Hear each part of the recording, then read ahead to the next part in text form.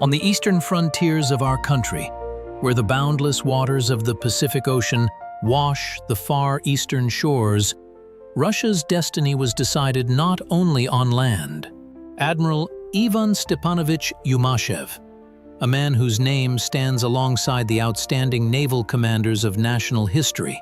In August 1945, it was under his command that the Pacific Fleet dealt a crushing blow to Japanese forces, thus concluding the final act of World War II. A naval officer of the Old Guard, who rose from cabin boy to admiral, Yumashev managed to transform the Pacific Fleet into a formidable force capable of solving the most complex combat missions. The brilliantly organized amphibious operations on Sakhalin and the Kuril Islands became the crown jewel of his naval art. Quiet and laconic in everyday life, in naval combat he displayed decisiveness and strategic thinking, which allowed the Soviet fleet to achieve victory in the shortest possible time. The legacy of the Admiral of the Pacific Frontiers is still studied in naval academies, and his tactical decisions formed the basis of Russia's modern naval doctrine in the Far East.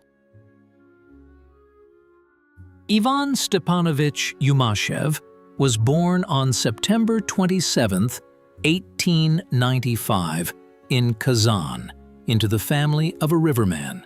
The vast Volga expanses surrounded the boy from childhood, fostering in him a love for the water element. His father, a simple sailor of the river fleet, could not provide his son with a prestigious education, but he passed on the most important thing: respect for the naval profession and an understanding that water can be both a friend and a formidable adversary. At the age of 16, Yumashev joined the fleet as a cabin boy, beginning his long journey to admiral's stars from the very bottom rung. The revolutionary events of 1917 found young Ivan in the Baltic, where he served on the destroyer, quote, "It was here, in the seething cauldron of the revolutionary Baltic fleet, that his political views and loyalty to the new government were formed." The Civil War became a time of trials and rapid professional growth for Yumashev. He participated in the famous ice cruise of the Baltic fleet from Helsingfors to Kronstadt, demonstrating extraordinary courage and naval skill. This experience forever strengthened his conviction that even in the harshest conditions, a naval officer must maintain composure and find solutions. The 20s were a time of study and acquiring new knowledge for Yumashev. He graduated from the higher naval courses, then the Naval Faculty of the Naval Academy.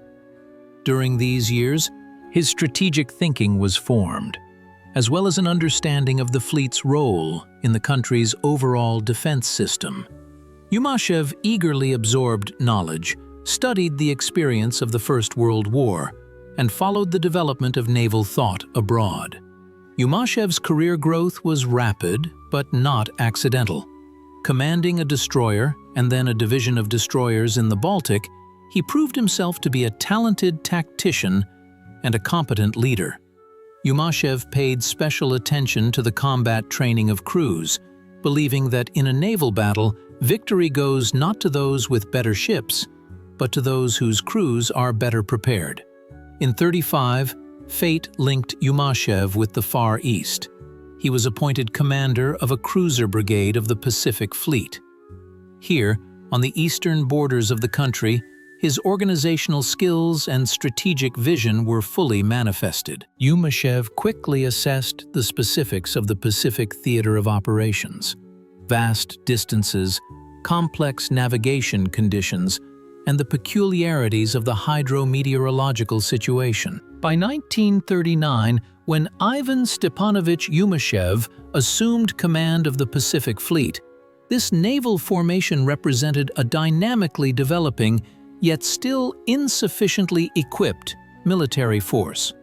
Located at the eastern borders of the Soviet Union, the fleet was in close proximity to militaristic Japan, whose ambitions in the Asia-Pacific region were becoming increasingly evident. The ship composition of the Pacific Fleet at that time included 2 cruisers, several destroyer leaders and destroyers, submarines of various types, and numerous small craft. Coastal defense was represented by artillery batteries strategically located at key points along the coast. However, these forces were clearly insufficient to counter the Imperial Japanese Navy, which by the end of the 1930s had become one of the strongest naval powers in the world. Yumashev, with his characteristic energy and strategic vision, immediately set about strengthening the fleet. He personally inspected ships and coastal fortifications, met with commanders at all levels, identifying problem areas in combat training and material technical support. One of the main directions of the new commander's activity was the improvement of the fleet's basing system. Under his leadership, the main bases in Vladivostok and Sovetskaya Gavan were modernized, repair capabilities were expanded, and infrastructure was improved. Yumashev paid particular attention to creating hidden positions for submarines and torpedo boats, forces on which he placed special hopes in the event of a conflict with a technically superior enemy. Understanding that, given the geographical isolation of the Far East, a rapid replenishment of the fleet with new large ships was unlikely, Yumashev focused on the development of naval aviation. At his initiative, the network of coastal airfields was expanded, and the number of torpedo bombers and bombers capable of striking naval targets was increased. By early 1945, the military-political situation in the Far East was a complex chess game where each player meticulously calculated their moves. Japan, despite serious defeats in the Pacific, still remained a formidable adversary with a powerful ground grouping, the Kwantung Army, numbering over 1 million well-trained and fanatically devoted soldiers and officers. The Japanese command, realizing the inevitability of the USSR entering the war, developed a defensive action plan codenamed Kantokuen. According to this plan, the main forces of the Kwantung Army were to contain the Soviet offensive in Manchuria, relying on powerful fortified areas. Special attention was paid to holding southern Sakhalin and the Kuril Islands, territories of strategic importance for controlling the Sea of Okhotsk and approaches to the Japanese islands. The Soviet military political leadership, for its part, meticulously prepared for the decisive battle in the east. The Stavka of the Supreme High Command developed a plan for a lightning campaign, the goal of which was to defeat the Kwantung Army, liberate territories occupied by Japan, and force Tokyo to unconditional surrender. In this strategic confrontation, the Pacific Fleet, under the command of Admiral Yumashev, was assigned a special role. The fleet was to ensure a naval blockade of Japanese garrisons, land amphibious assaults on southern Sakhalin and the Kuril Islands, disrupt enemy sea communications, and support the advance of ground forces in the coastal direction.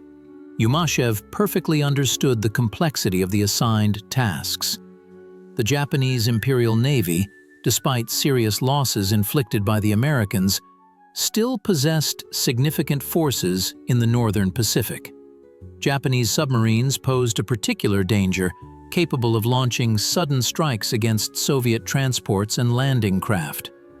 The balance of power at sea was not in favor of the Pacific Fleet. Japan had superiority in large surface ships. However, the Soviet fleet possessed a significant number of submarines and torpedo boats, as well as powerful naval aviation.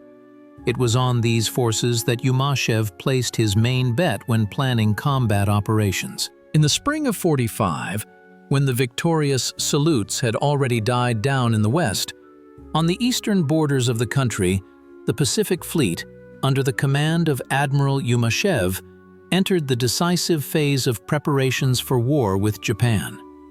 A tense atmosphere reigned at the fleet headquarters in Vladivostok. Maps, diagrams, intelligence reports, Ivan Stepanovich personally led the planning of the upcoming amphibious operations, understanding their exceptional importance for the overall success of the campaign. The primary task was the development of landings on South Sakhalin and the Kuril Islands.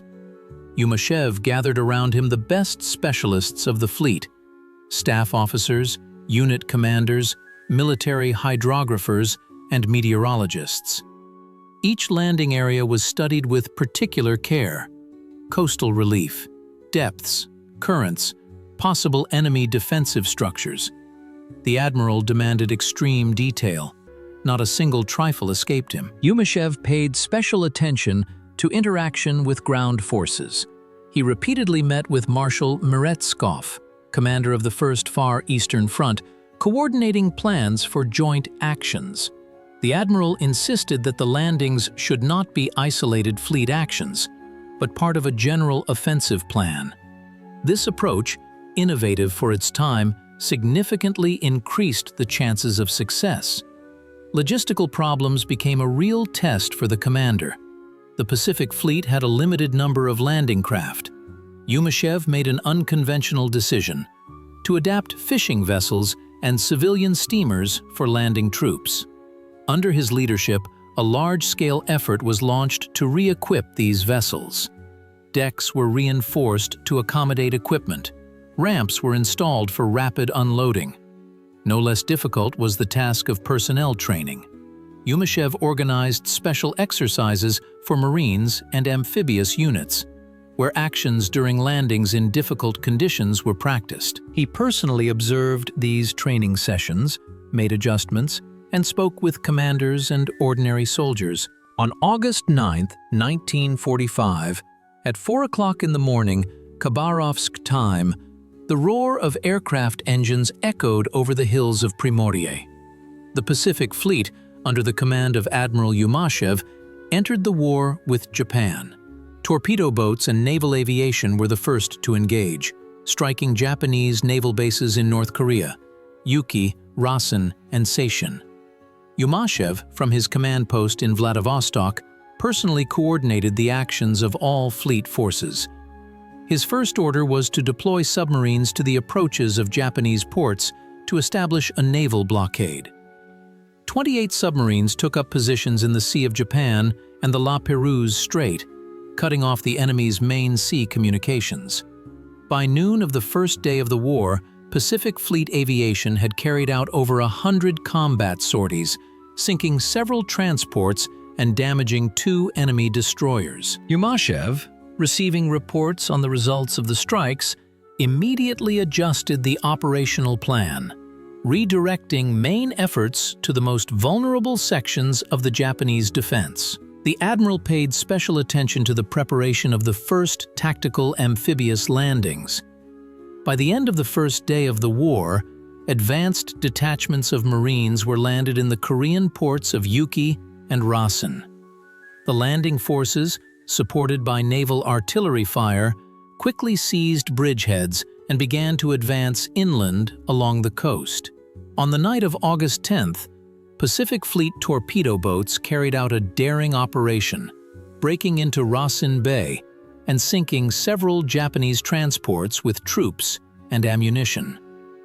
This attack, conducted in the classic traditions of naval audacity, caused real panic in the Japanese command. Yumashev, analyzing the initial results of the hostilities, noted the weak Japanese anti-amphibious defense on the North Korean coast. This observation formed the basis of his decision to accelerate the preparation of larger amphibious operations on Sakhalin and the Kuril Islands. The admiral personally adjusted the plans, increasing the number of forces in the first echelon of the landing.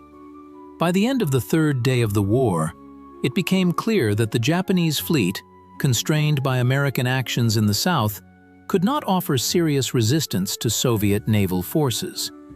This allowed Yumashev to move to more decisive actions. Direct preparation for strategic amphibious operations on Sakhalin began. On August 11, 1945, Admiral Yumashev issued the order to begin the South Sakhalin operation. This moment became the culmination of many months of preparation and meticulous planning. The liberation of South Sakhalin, seized by Japan after the Russo-Japanese War of 1905, held not only military, but also deep symbolic significance: the return of historically Russian lands. Yumashev personally oversaw the formation of the landing detachment, which included units of naval infantry, rifle units, and a tank company. For the transfer of the landing force, the mine layers Argun and Okean, the transports Dalstroy, Sibir, Alexander Nevsky, as well as 10 minesweepers and 6 patrol boats were utilized. On the night of August 16th, in conditions of heavy fog, characteristic of the area, the landing detachment under the command of Captain First Rank Leonov departed from Sovetskaya Gavan and set course for the port of Myoka, now Kolmsk. Yumashev made a bold decision to land the assault directly in the port, despite the enemy's powerful coastal fortifications. The Japanese expected an attack but did not anticipate such audacity. At 4 in the morning on August 17th, as the fog slightly dispersed, naval artillery opened fire on Japanese positions. Simultaneously, naval aviation struck military targets deep within the defense. Under the cover of the fire barrage, the first wave of the landing force rushed to the shore. The landing took place in extremely difficult conditions: heavy surf, mined approaches, dense enemy fire. Yumashev, receiving reports from the battle site, immediately redirected additional air forces to support the landing troops. His decision proved timely. The Japanese began a counterattack, attempting to throw the Marines back into the sea. The critical moment came by midday when Japanese artillery, located on dominant heights, opened targeted fire on the landing vessels. Yumashev, assessing the situation, ordered the commander of the air division to focus all efforts on suppressing these batteries. Wave after wave, attack aircraft assaulted enemy positions, allowing the landing troops to gain a foothold on the shore and begin advancing deeper into the island. By the end of the day, the port of Myoka was completely liberated. Yumashev immediately organized the transfer of the second echelon of the landing force, which included heavy equipment and artillery. This allowed for the development of the offensive in the direction of Toyohara, now Yuzhno-Sakhalinsk, the administrative center of the Japanese part of the island. On August 18, 1945, Admiral Yumashev made one of the riskiest decisions of his military career: to launch an amphibious operation on the Kuril Islands. Weather conditions were far from ideal. Low clouds, fog, and heavy seas hampered navigation and landing. But time was working against Soviet forces. Delay could allow the Japanese to strengthen the island's defenses, was Yumashev's order. The landing detachment, under the command of Major General Gnechko, set sail from Petropavlovsk-Kamchatsky on ships and transports, heading for Shumshu Island, the northernmost of the Kuril chain and the most fortified by the Japanese. At dawn on August 18th, as the landing craft approached the island, they were met with a barrage of Japanese artillery fire. The landing proceeded under extreme conditions, under continuous shelling, in cold water, over a rocky bottom. Many landing barges were damaged, some sank before reaching shore. Yumashev, receiving alarming reports from the battleground, immediately deployed all available air reserves. Despite difficult meteorological conditions, Pacific Fleet pilots carried out heroic sorties, attacking Japanese fortifications and suppressing firing points. The critical moment of the operation came by midday, when the Japanese, gathering all their forces, including armored vehicles, launched a powerful counterattack. The landing force's position became precarious. Ammunition was running out. Communication with support ships was interrupted due to jamming. Yumashev, realizing the full gravity of the situation, decided to send additional ships with reinforcements and ammunition to the island. He personally contacted the landing commander by radio. During the night, ships with reinforcements approached the battle zone. Under the cover of darkness, ammunition and fresh forces were delivered ashore. This changed the course of the battle. On the morning of August 19th, Soviet paratroopers went on the offensive, and by evening had captured the island's key heights. The Japanese command, realizing the futility of further resistance, requested negotiations. On August 23rd, the Japanese garrison of Shumshu capitulated. This opened the way for the liberation of the entire Kuril chain. Yumashev organized the methodical advance of the landing forces from north to south along the Kuril chain. One after another, Japanese garrisons laid down their arms. By early September, all the Kuril Islands were under Soviet control. The Kuril amphibious operation became a model of naval art under the most challenging conditions. Admiral Yumashev demonstrated not only tactical skill, but also a rare quality of a naval commander: the ability to make risky but justified decisions at critical moments of battle. The naval blockade became one of the key elements of the Pacific Fleet's strategy under the command of Admiral Yumashev. Like an invisible noose, it was intended to deprive Japanese garrisons on island territories of supplies, communications, and any hope of reinforcement. In the very first days of the war, Yumashev launched a large-scale operation to isolate the enemy from the sea. Submarines of the Pacific Fleet took up positions on the main Japanese sea lanes in the Sea of Japan and the Sea of Okhotsk. Operating from ambushes, they methodically destroyed transports carrying reinforcements, ammunition, and provisions for Japanese garrisons. The submarine S-56, under the command of Captain 3rd Rank Shchedrin, sank 3 transports with a total displacement of over 15,000 tons in the first week of combat operations.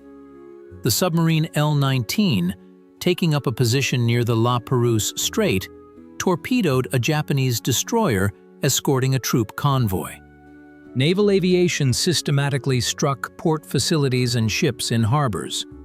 Il-4 torpedo bombers, operating from airfields in Primoria and Kamchatka, carried out daring raids on the ports of Mahoka, Otomari, and the Kuril Islands. In one such raid, 8 torpedo bombers under the command of Major Pirogov sank a tanker and 2 transports in Otomari Bay, depriving the Japanese garrison of fuel supplies. Yumashev paid special attention to the actions of torpedo boats, small but deadly vessels. These fast ships, dubbed mosquitoes by sailors, delivered lightning-fast strikes against Japanese communications. A detachment of torpedo boats under the command of Captain Lieutenant Kuzmin broke into Maoka Bay on the night of August 20th and attacked a Japanese convoy, sinking a troop transport and damaging a destroyer. The blockade grew increasingly tight. Japanese garrisons on Sakhalin and the Kuril Islands found themselves completely isolated. Radio intercepts of Japanese command reports indicated growing panic. Food supplies were dwindling, ammunition was running out, and the wounded were dying without medicine. The blockade of Shumshu Island, a key point of Japanese defense in the Kurils, proved particularly effective. Admiral Yumashev organized round-the-clock patrolling of the approaches to the island by aviation and surface ships. When the Japanese command dispatched a reinforcement convoy from Hokkaido, it was detected by aerial reconnaissance and attacked by torpedo bombers. 2 transports went to the bottom along with the troops. The rest turned back. The naval blockade played a decisive role in the psychological breakdown of Japanese forces. Cut off from the mainland, deprived of supplies and hope of evacuation, the garrisons lost their will to resist. When Soviet paratroopers landed on shore, they often encountered demoralized enemy incapable of organized defense. Coordination of actions with allies became the most important aspect of Admiral Yumashev's activities in the concluding period of World War II. The Pacific theater of war was unique in that the interests of the Soviet Union were closely intertwined with the operations of American armed forces, which by August 1945 had already inflicted devastating blows on the Japanese fleet. Even before the start of the Soviet-Japanese War, Yumashev established communication channels with the command of the American naval forces in the Pacific. Through the Soviet military mission in Washington, operational information was exchanged regarding the movements of Japanese ships, minefields, and enemy coastal defense systems.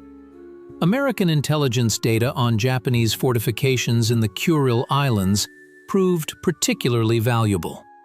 U.S. aviation, which conducted regular reconnaissance flights over the northern Pacific, provided detailed photographs of Japanese positions on Shumshu Island, which allowed Yumashev to accurately determine the location of enemy artillery batteries and command posts.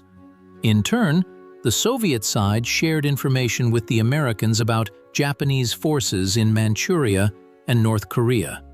This intelligence exchange became an example of effective Allied cooperation, despite ideological differences between the countries. Yumashev personally participated in several meetings with representatives of the American command. In July 1945, a secret conference was held in Petropavlovsk-Kamchatsky, where issues of coordinating the actions of the two countries' fleets after the USSR's entry into the war were discussed. The admiral made a strong impression on American officers, with his deep understanding of naval strategy and knowledge of the peculiarities of the Pacific theater. Practical interaction between the fleets was manifested in the demarcation of zones of responsibility. The Americans focused their efforts on blockading and bombing the Japanese islands, while the Pacific Fleet under Yumashev's command took on operations in the Sea of Okhotsk, off the coast of Sakhalin and the Kuril Islands. An important element of cooperation was ensuring the security of maritime communications. To avoid accidental collisions between Soviet and American ships and aircraft, clear identification rules were established, and movement corridors were defined. Yumashev personally monitored compliance with these rules, understanding that any incident could have serious political consequences. Admiral Yumashev's tactical innovations became one of the key factors in the success of the Pacific Fleet in the war with Japan. Unlike many naval commanders of his time, Yumashev understood that, given the enemy's superiority in large surface ships, it was necessary to develop an asymmetric strategy based on the combined use of diverse naval forces. His approach can be described by the formula, "Strike the strong with small but concentrated blows." One of Yumashev's most significant tactical decisions was the creation of mobile strike groups, which included torpedo boats, aircraft, and submarines. These groups operated on the principle of wolf packs. Upon detecting an enemy convoy, they attacked it simultaneously from different directions, preventing the Japanese from organizing effective defense. During operations off the coast of Korea, this tactic allowed for the sinking of 17 transports and 2 escort ships with minimal own losses. A second important innovation was the method of air cover for amphibious landings. Yumashev developed a system of echeloned airstrikes. The first wave of aircraft suppressed coastal artillery, the second attacked enemy reserves, and the third provided direct support to the landing troops. Fighters continuously patrolled the landing area, ensuring protection against Japanese aircraft. This approach was successfully applied during landings on Shumshu and Sakhalin. The admiral paid particular attention to night operations. Understanding that the Japanese advantage in artillery significantly decreased in darkness, he organized special training for crews to operate at night. Torpedo boats, painted black, approached Japanese ships at low speed to a guaranteed hit distance and delivered sudden strikes. In 2 weeks of war, 5 destroyers and more than 10 enemy transports were sunk as a result of such night attacks. Yumashev also introduced a new method of amphibious operations, seizing a bridgehead with small forces. Its essence was the landing of small but well-trained groups of Marines who seized key coastal points and held them until the main forces arrived.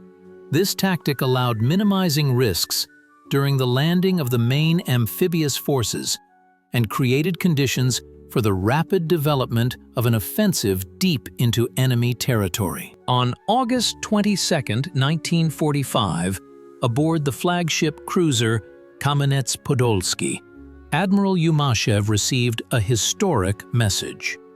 Imperial Japan officially announced its surrender. World War II was coming to an end, but for the Pacific Fleet, the work was just beginning. It was necessary to organize the acceptance of the surrender of numerous Japanese garrisons in the liberated territories and establish control over strategically important objects. Yumashev immediately ordered the formation of special groups of fleet staff officers to accept the surrender of Japanese troops in South Sakhalin and the Kuril Islands. Each group received detailed instructions on the surrender procedure, inventory of military property, and the organization of temporary administration in the liberated territories. In Sakhalin, the surrender ceremony took place in Toyohara, now Yuzhno-Sakhalinsk, on August 25th. The commander of the Japanese forces, Lieutenant General Higuchi, presented his sword to Rear Admiral Andreev, the representative of the Pacific Fleet. More than 18,000 Japanese soldiers and officers laid down their arms. In the Kuril Islands, the process of accepting the surrender dragged on until early September due to difficult weather conditions and the scattered nature of the Japanese garrisons across numerous islands. Yumashev personally supervised this operation, demanding strict adherence from his subordinates to international norms regarding the treatment of prisoners of war. Simultaneously with the acceptance of the surrender, large-scale work began to establish Soviet administration in the returned territories. At Yumashev's initiative, specialists from the fleet's hydrographic service were sent to Sakhalin and the Kurils to restore lighthouses and navigation equipment, engineers to assess the condition of port facilities, and medics to organize assistance to the local population. The admiral paid special attention to mine clearance in the waters and along the coast. The Japanese had left thousands of mines in the waters around Sakhalin and the Kuril Islands. Yumashev formed special minesweeper detachments that methodically, square by square, cleared the sea lanes. This dangerous work continued for several months and cost the lives of many minesweeper sailors.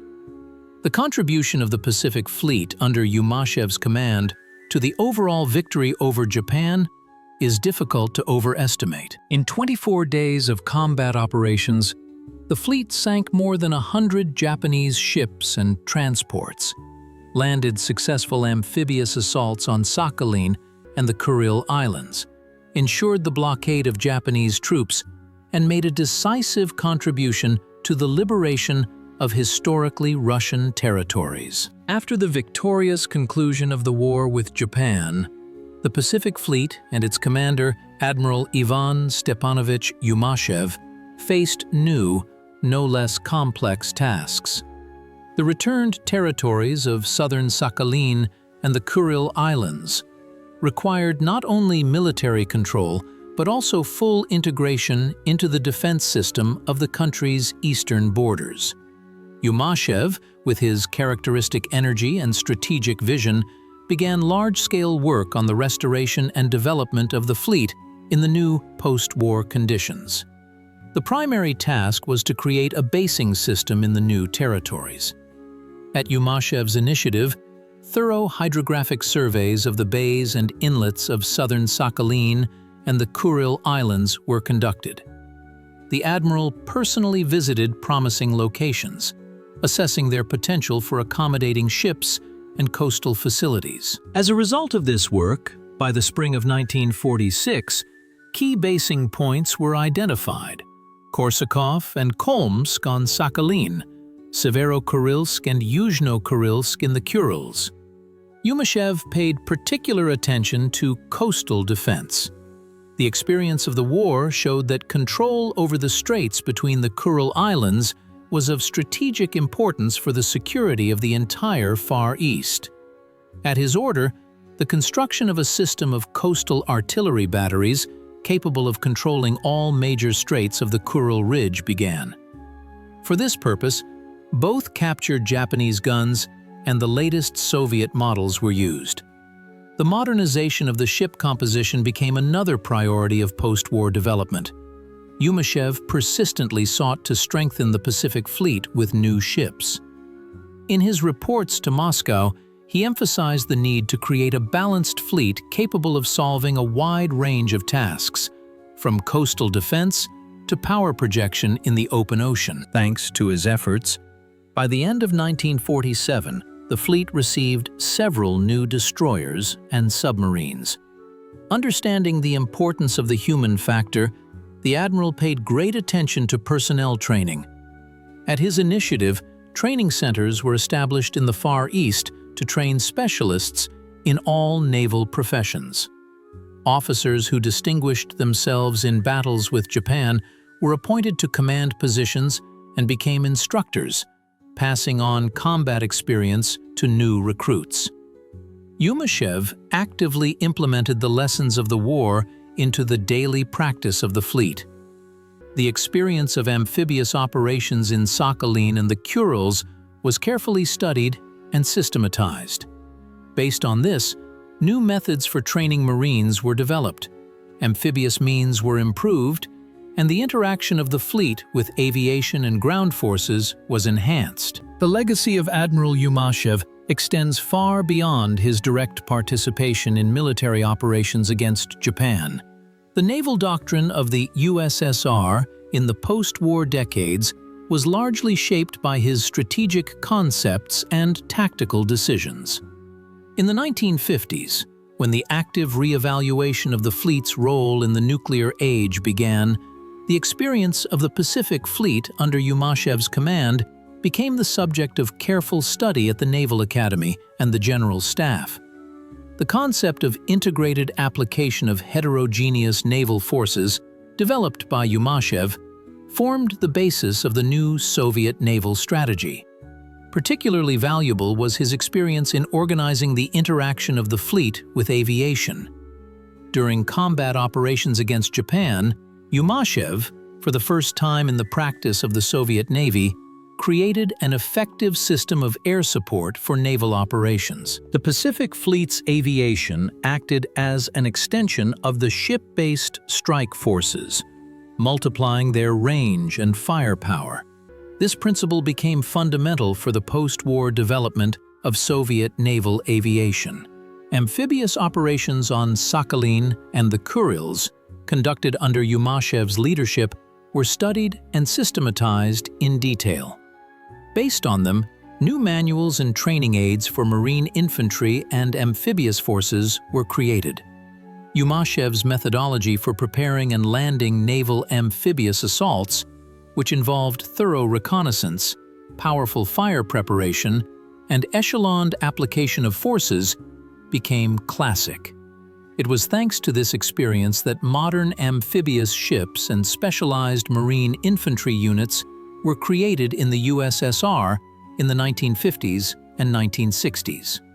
Yumashev's influence on the development of naval thought, particularly concerning the specific conditions of the Far East, proved to be especially significant. His deep understanding of the geographical, climatic, and operational features of the region allowed for the formation of a unique strategy that took into account both the strengths and weaknesses of the Pacific theater of operations.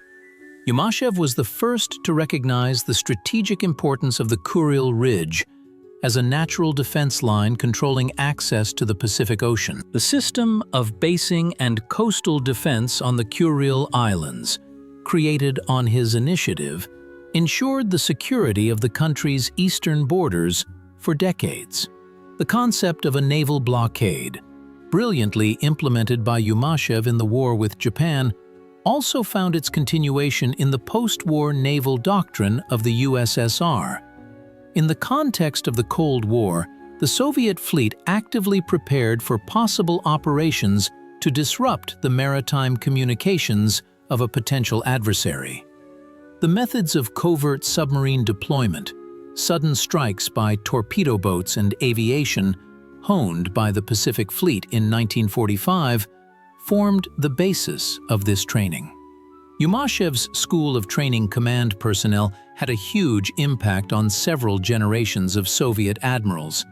His principles, meticulous planning, boldness in decision-making, the ability to improvise in complex situations, became an integral part of the training of commanders of all levels. Many officers who passed through Yumashev's school subsequently held key positions in the command of the USSR Navy and made a significant contribution to its development. The legacy of Admiral Yumashev acquires particular relevance in modern geopolitical realities. The Pacific region is once again becoming an arena of strategic rivalry between great powers, and the experience of successful naval operations of the Soviet fleet under Yumashev's command takes on new significance. His tactical decisions and strategic vision formed the foundation upon which Russia's naval power in the Far East is still built today. First and foremost, modern military analysts note the relevance of Yumashev's approach to asymmetric confrontation against a strong adversary. In conditions where a potential opponent may possess quantitative superiority in large surface ships, the method of concentrated strikes by heterogeneous naval forces remains an effective response.